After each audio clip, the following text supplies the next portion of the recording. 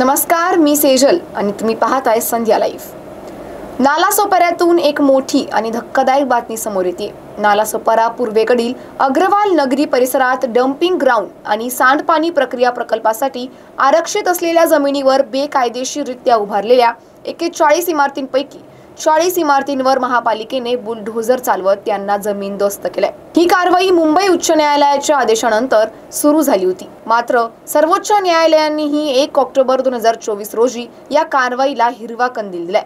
या इमारतींमध्ये तब्बल 2300 कुटुंब राहत होते, ज्यामुळे जवळपास 8000 लोक बेघर झाले।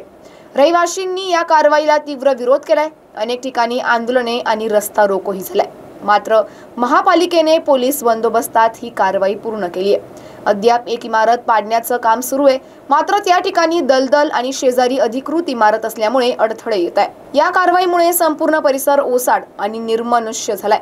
जेथे कधी रहिवाशांचा वावर होता, तिथे आता फक्त कोसळलेल्या इमारतींचा खच दिसतोय।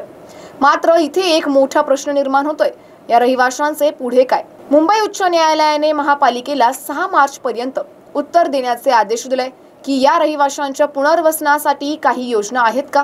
सर्वोच्च न्यायालयाच्या आदेशानुसार महापालिकेवर पुनर्वसनाची जबाबदारी आहे, मात्र महापालिकेने अद्याप कोणताही ठोस निर्णय घेतलेला नाहीये। तर आता सर्वांचे लक्ष 6 मार्च रोजी होणाऱ्या सुनावणीकडे लागलंय।